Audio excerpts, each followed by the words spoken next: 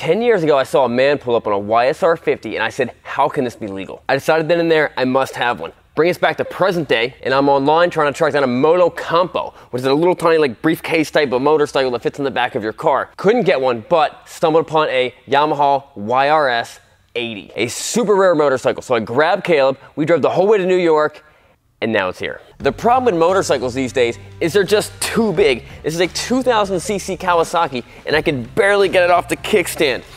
Over here, this Harley Davidson is about the size of a small car. And even the motorcycles that are considered to be small are really not that small. That's why I decided to buy the smallest street legal motorcycle ever made. And it was not as simple as just walking into a dealership. It's what they call JDM, Japanese Domestic Market, which means this bike was built in Japan, made for Japan, sold in Japan, was there for 30 years, and then eventually shipped to New York, which is where I bought it from a guy in New York. This is the 1986 Yamaha YSR80. It's a two-stroke 80cc single cylinder, and you can't call it a moped because it has a 5-speed gearbox. They started production in the mid-1980s and ceased in early 1990s. It is claimed to have a whopping 8 horsepower, but I highly doubt that. It also claims a top speed of 60 miles per hour, which we will put to the test. Now, there do exist smaller two-wheeled machines similar to this, but either they're not actual motorcycles, like it's a scooter or a moped or something like that, or it's not street legal. Now this one is 30 years old, so it's not without its flaws. It actually has a lot of them. Come over here, it's got a big crack in the windshield, which I fixed with super glue. A lot of these bikes were race bikes in Japan. They have a racing circuit, so this is clearly a race bike with the safety wire on the grips. It's also missing the on-off switch right there. You come down here, look at the engine casing. You can see it's got some oxidation. It's clearly been painted. The frame has definitely been painted. There's like 30 zip ties right here, keeping something on, possibly the frame together. The seat has been replaced. The tank's definitely been painted multiple times, horribly, probably in a barn. You come over here, they custom made their own bracket, which, you know, does a good job, but it looks pretty crummy. The paint's also coming off on this side of the engine cover too. The belly pan is filled with oil and grime. These Dunlop tires are really, really dry rotted. So just to give you an idea of how small this bike is and just how big I'm not, this is a Honda Goldwing. This is one of the most popular Honda touring bikes Honda ever made. Behind it is a 600 Super Sport. We're on the smaller side of the Super Sports. There are much bigger Super Sports. This is a Yamaha R6. This is about double the size of the Yamaha YSR.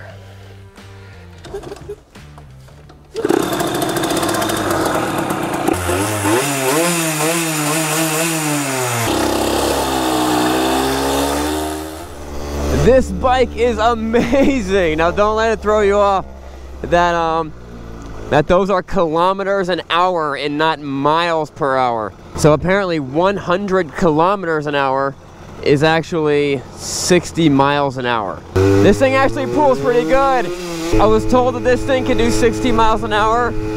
I don't think there's any possible way this thing can do 60 miles an hour. What I look for in a bike is that it makes my hands and feet completely numb from vibration. There we go. The mighty YSR80 crushes the highway speeds. I've already surpassed any speed that a Honda Grom can do stock, and I'm keeping up with traffic. This is incredible. And now I'm realizing how dry rotted my tires are. This is horrifying. 103 kilometers an hour. If this is one of the best motorcycles out there, it's like a Miata. You can go as fast as you want, but you're never really going over the speed limit. And you can honestly tell the police officer, I have no idea how fast I was going. I'm not a mathematician.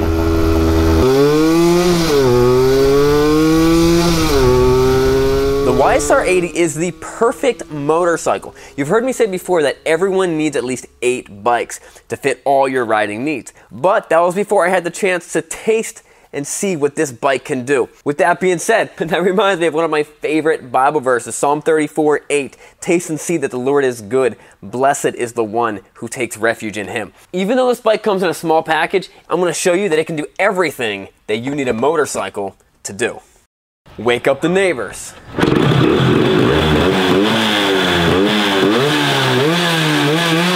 Flood the neighbor's house.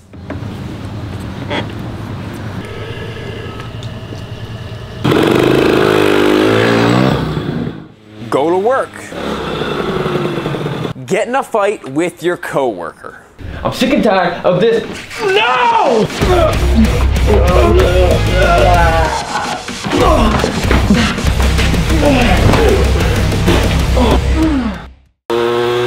Scenic ride through the countryside. Punching that goat that was patronizing you last Thursday. No goats were harmed in the punching of this goat. Shut up, PETA. So as you can see, you can do all the normal biker things when you own this motorcycle, but it can do so much more. You can enjoy it while you're working. Hey man, is someone in that engine in here? Nah man, I don't know what that was. I could have swore I heard the engine. I don't know, maybe not. Another thing your big motorcycle can't do is help your wife do the dishes.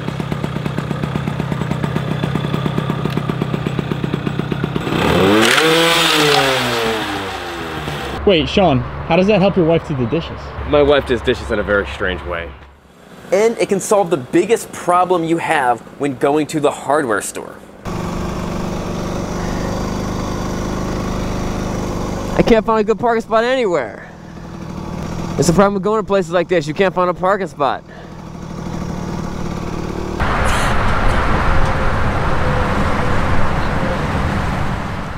The man with the pickup truck had to leave, so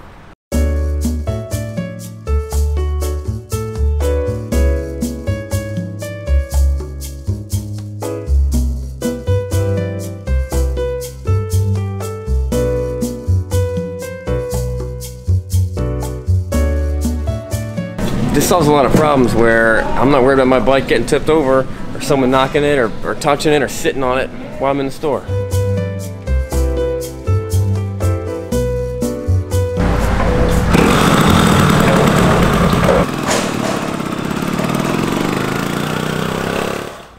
Steele, you know the rules. No motorcycles at the dinner table. Yeah, but why did Dad have a motorcycle? So we just proved that this bike is basically better than every other motorcycle out there. But the big question on everyone's mind is, can it beat Google Maps? Anytime I'm on a trip, Google tells me my ETA is whatever. Let's say it's 3 o'clock. It's gonna take me an hour to get there. I always try to see if I can shave off a couple seconds. But every time you stop or get stuck in traffic, bam, it throws time back on your time. We are going to Costco. According to Google, we have exactly 18 minutes to get to our destination. Let's see if we can beat it.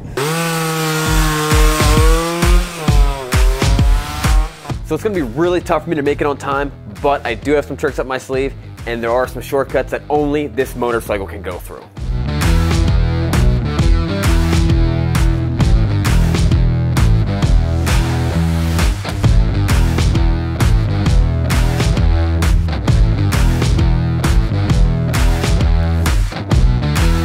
So we made it here to Costco, but I'm sorry to say that we were 2 minutes late. Even with all of our shortcuts, we were not able to beat Google. You know what? Let me show you guys what really happened.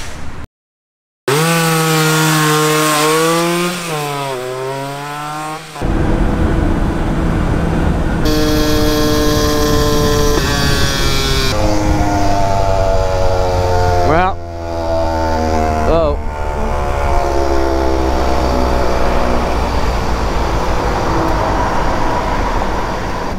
I think I broke it. Really? I think I blew the engine. It was just like, it was screaming. And then it just went, pow. I think I blew it up. I was topped out. I was like 105, 107. And it was screaming. And then it just go, burn. But That's not gonna stop us. Let's take it in the van. We gotta get to Costco in 6 minutes. Come on.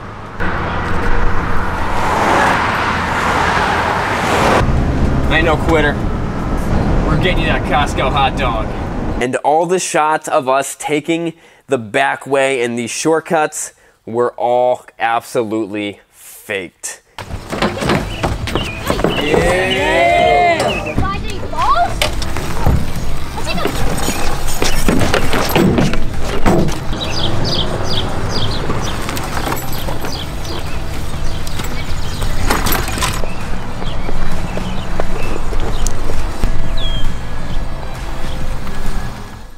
So it's official, and it's a shame that this bike has to be added to the list of other motorcycles that I broke within the first day. First, you got the Harbour Davidson, the Harbor Freight powered Ultra Classic, and then you have the Harley Davidson CR500 that's powered by a Honda CR500 motor. And then you got this bike that lasted 30 years, no problems, in Japan, but didn't last 30 minutes with me riding it in America. But here's the thing, I really like this bike. This thing is so much fun. Me and this bike, even in the 30 minutes I got to ride it, we've had a lot of fun with it. That one looks like Texas. Look at that one. See it? What is Ahame?